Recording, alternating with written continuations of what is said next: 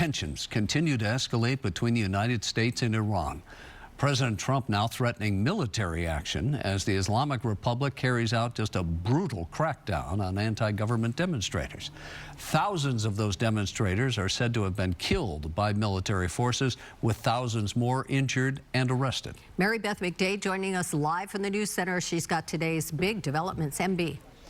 Hi there, Sandy. Yeah, according to Reuters, the U.S. has withdrawn some personnel from bases in the Middle East as a precaution. This after a senior Iranian official said Tehran had warned neighbors it would hit American bases if Washington strikes. And it appears tonight that President Trump is taking a wait-and-see approach. We've been told that the killing in Iran is stopping, and it's stopped, and it's stopping.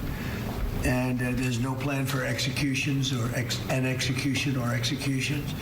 So I've been told that on good authority.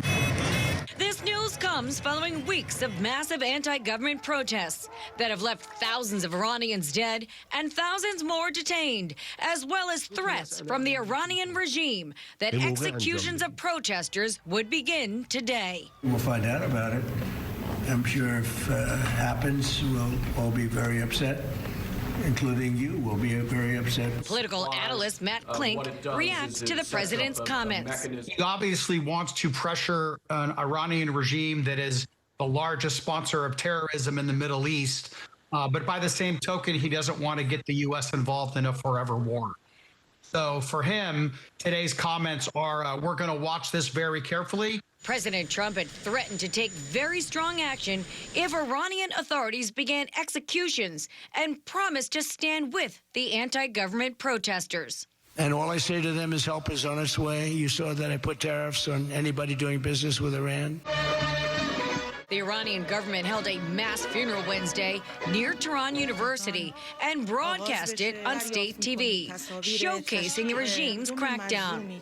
While some news agencies put the death toll around 2,500, CBS News is reporting that number could possibly be upwards of 20,000.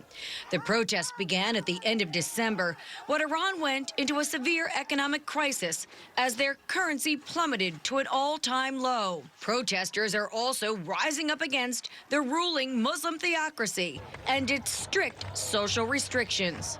They have a lot of young people in this country. They want the benefits that come with living in a Western country. Klink says the goal is a regime change, where the Ayatollah will lose his power and a democratic government will flourish.